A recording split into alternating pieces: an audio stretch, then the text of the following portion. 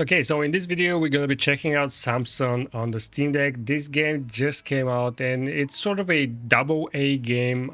It's made by Liquid Swords.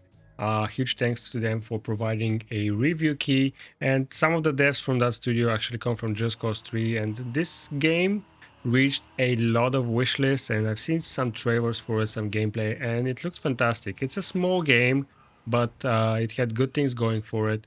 And I went into this expecting a smaller indie game that should run fine. But yeah, that did not happen. Not just on the Steam Deck, but on my main rig as well. So right from the start, the performance is the biggest issue with this game. And I'm not talking about small dips or occasional stutters. This thing struggles hard. I am running it on the absolute lowest preset with FSR set to balance, sometimes set to performance or ultra performance, and it's constant stuttering, it's unstable frame pacing, and at times it drops all the way down to like 4 FPS. I had moments where the game would freeze up to 4 or 5 seconds, and that's not in some extreme situation, that's just normal gameplay, especially when you're driving around in the city. And the driving specifically is basically unplayable, and it's actually a big part of this game. This game is all about driving and combat with your hands, and both of these you cannot reliably do on the Steam Deck. The stuttering gets so bad that you can't even properly control what you're doing, which is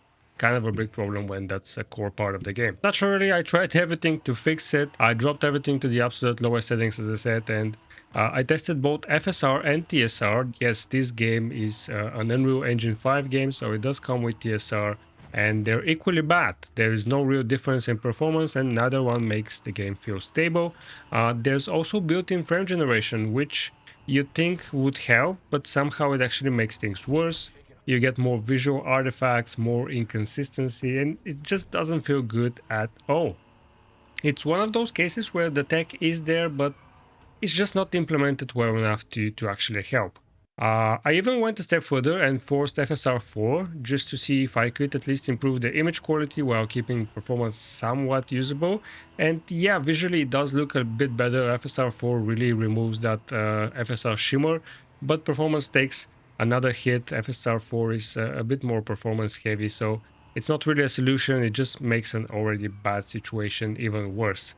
I also tried with lossless scaling, but when you're trying to frame generate from 14 FPS, you're not gonna get good results at all. It's just a stuttery mess. And the thing is, as I said, this is all in the lowest settings, so there's no tweak this and you'll be fine. You're already at the bottom and it still struggles. Maybe with an Eclipse mod, this could reach 30 FPS, but it's gonna look bad. It looks bad now. I can't imagine how bad it can look with Eclipse.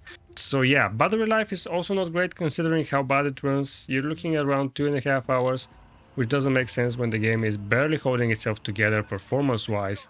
Usually, if you cap a game to 30 FPS, you can at least squeeze in 3 hours. Another issue I noticed with the game is the UI. Some of the text in this game is just way too small for the Steam Deck screen. I usually never have this complaint with any game. Like, I know some games can be pretty hard to read on the Steam Deck, but I always brush it off. This is the first game where I really needed to put the Steam Deck screen closer to my face to realize what buttons I need to press, and it gets annoying pretty quickly. Now, as I said, this is an Unreal Engine 5 game, so yeah, you expect it to be somewhat demanding, but we've seen plenty of Unreal Engine 5 games that run way better than this, even on the Steam Deck. And this doesn't feel like a limitation of the engine or the Steam Deck, it just feels like there was very little optimization done here. Now, to put it in perspective, I also tested it on my PC, which has an RTX 3070, just to see how big the difference is. And even there, it's not great. At 1080p on the performance preset with DLSS set to balanced, it barely reaches 60 FPS and it's not stable. And that's kind of crazy because on the same PC I can run Crimson Desert at 90 FPS on ultra settings, so yeah, that should tell you everything you need to know. This isn't a hardware issue, it's the game. And another thing worth mentioning, there's no cloud saving in this game. So if you're planning to switch between PC and Steam Deck or another device, that's just not happening. I had to start a completely new save on PC just to test it, which is honestly pretty annoying in 2026.